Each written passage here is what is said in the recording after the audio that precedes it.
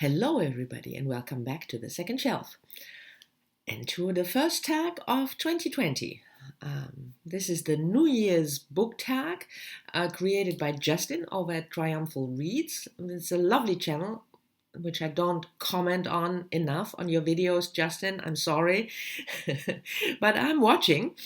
And I was tagged, of course, by Steve Donahue because he wants to add to my backlog of tags.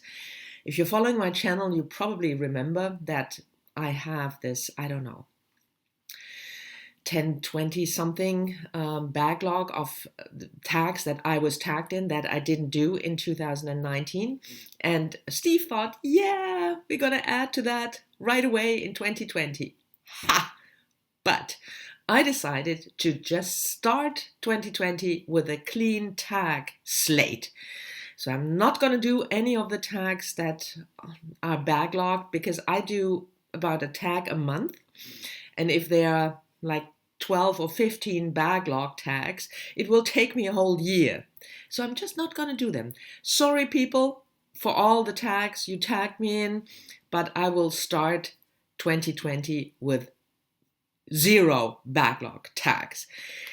Also, I thought, in order not to accumulate tags the way I did it in 2019, I will do the tag right away. So there you go, Steve. The New Year's book tag. And as always, I have the questions on my computer because some things never change and I will not be able to remember more in 2020 than I did in 2019. Anyway, there are 6 prompts, and the first one is, how many books are you planning to read in 2020? I always set my Goodreads goal at 177, so 177 books. That number may not mean anything to you, but it's my birthday, 17/7, so somehow that works for me. And sometimes I'm under, sometimes I'm over, but it's just a number that sort of appeals to me. And last year I achieved it easily, so I hope that this year 177 will be an achievable goal, but it's more that I like the number. Anyway, I'm nerdy that way. And I have other reading plans. If you're interested, I made a whole video about my 2020 reading plans. If you haven't watched that, and if you're interested, I will leave a link to that video down below. Prompt number 2, name 5 books that you didn't get to read in 2019 but want to make a priority this year. There are, I'm sure, many more than 5 because there are always so many books that I would want to read and didn't get to, but I just picked 5 that for some reason stood out to me. And the first one is Bettina Gapper, Out of Darkness Shining Light, which came out last year, 2019, and I featured the book in one of my to-be-released videos. It's a historical novel set in Africa in the 19th century, and the story is about David Livingstone, who died there, and then his corpse is carried by a couple of people all the way through Africa in order to be brought home to England. The story is told, as I understood, from various perspectives, and I was really intrigued to see a different point of view of this story, but I didn't get to it. But I will in February because I already scheduled a buddy read with Patrice, who doesn't have a channel but who comments on videos. You're sure, if you have a booktube channel, I'm sure you're familiar with her, and we will be reading this in February. We could have read it in January if it weren't for me, couldn't fit it in, so February. This one will be crossed off quite early in 2020. The next one is a book that I'm sure I'm the only one in BookTube who hasn't read it, and that's Min Jin Lee's Pachinko, which was published in 2017. Also a historical novel.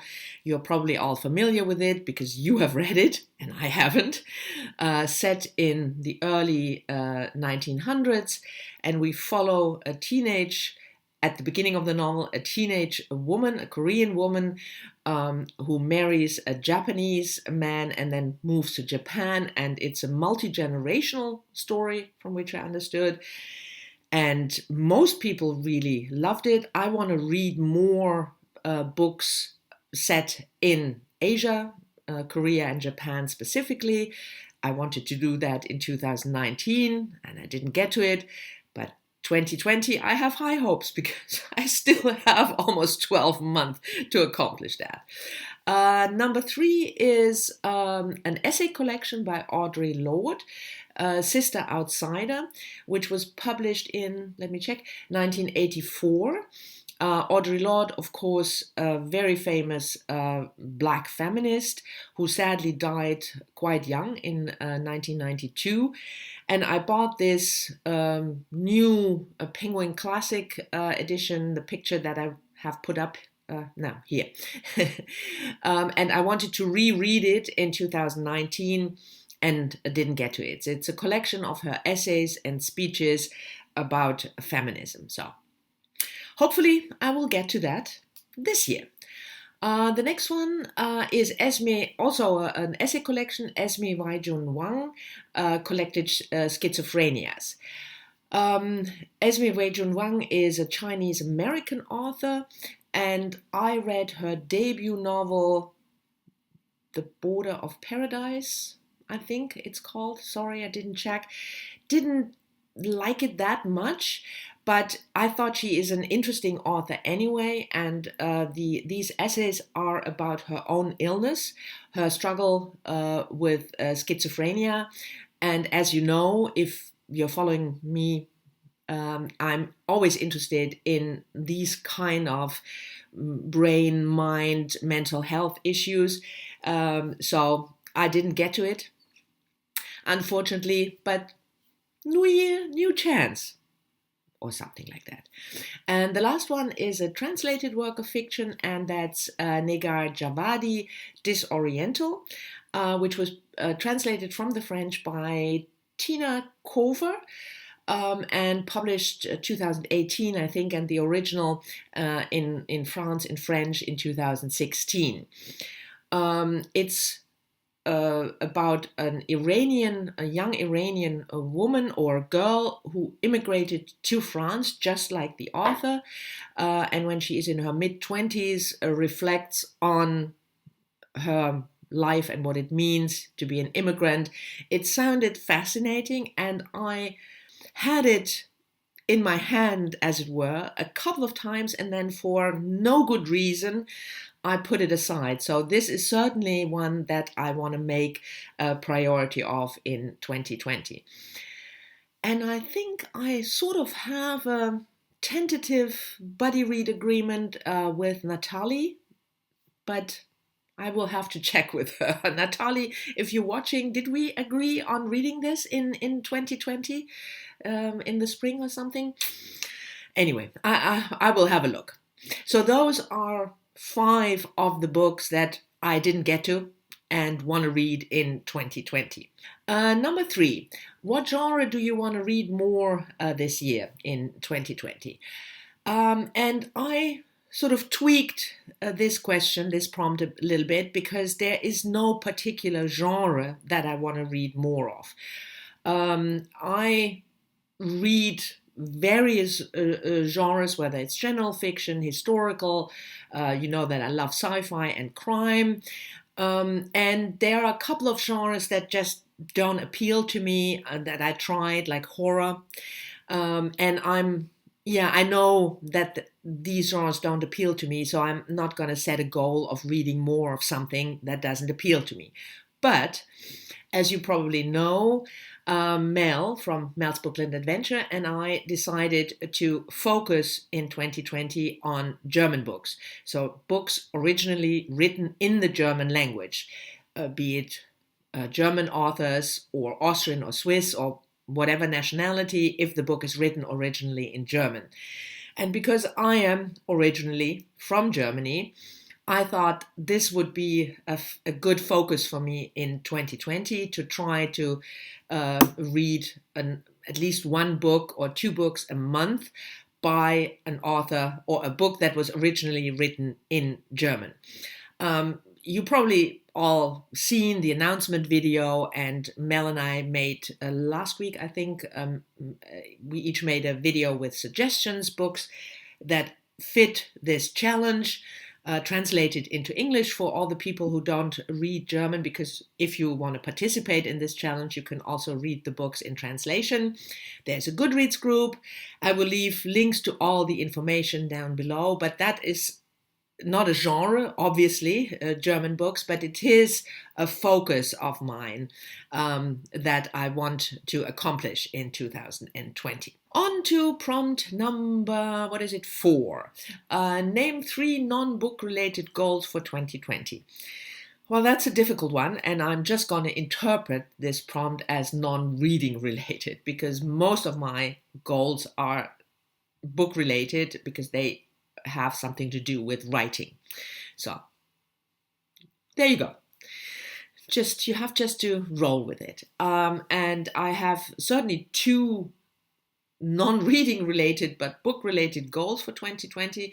I'm just about finished with the last revisions of a new novel. So I want to not only get the revisions done, but get the book done and published, hopefully in the fall. So that's one goal which I can only partly achieve because I can finish the book, but whether the publisher will publish it in the fall of this year is not entirely up to me, but I hope it will be published this year. And the second non-reading but book-related goal is for the new book. I started writing a new book, a non-fiction book about books and reading last year, but then I put it aside because of the revisions of the novel that had to take priority. Excuse me. I'm so excited. I'm starting to cough about all my goals. So I want to pick up this book, and hopefully I'm not going to talk too much about it because I'm not sure whether I'm still feeling it, whether I'm still invested enough in this book, in this topic, to finish it. That will reveal itself once I start working on it. I hope in February I will start working on it again. Sometimes it happens I was really excited when I came up with the idea, but when you leave a project aside for quite a while, it sometimes just dies on you. So we will see, but I at least want to try, and if I'm still feeling it, which I hope, I want to finish writing it in 2020. And then I have one completely mundane goal, which I'm going to mention. So just that you can have a good laugh while you're watching this video. And that's something that I wanted to do in 2019 and didn't do it because I'm a lazy bugger.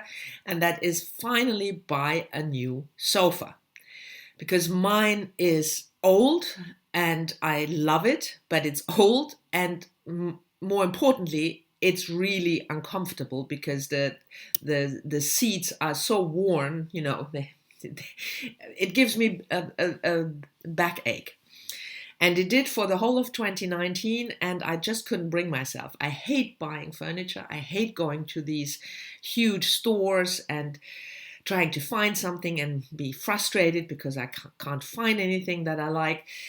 But the backache is getting so bad that I really have to do it. So we will see. We'll keep you posted. And you can stop laughing now, by the way. Anyway, new sofa.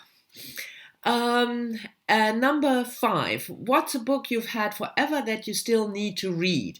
And I went through my little TBR bookcase and looked at books, and then I found a book that I had for more than 5 years, I would say, that I still haven't gotten to, and that's an autobiography, Katharine Graham, Personal History, which was published in 1997 and also won the Pulitzer Prize. If you're not familiar, Katharine Graham was the daughter of the original owner back in the beginning of the 20th century of the Washington Post. And her father gave the Washington Post not to her, but to her husband, as it was customary back then. But her husband committed suicide, and so Katharine Graham inherited the Washington Post, and she ran it as an owner, and I don't know how you call that, editor at large, or, the boss, for quite some time. So I thought that this is a fascinating history of a woman living in the beginning a very conventional life from a very rich background, in the sense of her parents had a lot of money, but then being sort of thrown involuntarily into a situation which was very uncommon for women at that time, being the boss of a newspaper. And I haven't gotten around to it. You might, by the way, be familiar with Katharine Graham because of the movie The Post, which came out 2017. I will leave a link to the trailer when Katharine Graham was just starting to run the newspaper, and then the whole shenanigans with the Pentagon Papers happened. So it's a fascinating story, and I don't know why I haven't gotten to it. Well, I sort of know a little bit because it's quite a big book, and the print is very small, and I find that very tiring if I have to read a book, especially a large book, when the print is small. So I might try to get another edition or see whether it's available, on ebook, script, or as audio, so that I can read it in 2020, because I really want to. And number 6, one word you're hoping 2020 will be. And I will just keep this personal. So I don't have, a word for achieving world peace or who will win the US elections in 2020, but just personal. And I chose the word fruitful because, like you've heard, I have a couple of goals, things that I want to achieve, and I want to look back on the 31st of December this year. I want to look back at the year and have the idea that it was a fruitful year, that I actually bought the sofa, for instance. Anyway, number 7, tag people. I'm not going to tag anybody specifically because this tag has been going around. But if you want to do it, please consider yourself tagged. I also think this is a tag you have to do now. You can't do it in March. That wouldn't make any sense. So that's why I chose not to tag anybody. But please consider yourself tagged if you haven't done this yet. It was a lot of fun. Thank you, Justin, for creating this tag. And despite bad intentions, Steve, thank you for tagging me. And thank you for watching it. I hope you've enjoyed it. I'm looking forward to talking to you in the comments as always. And I'll see you all soon in the next one. Bye-bye.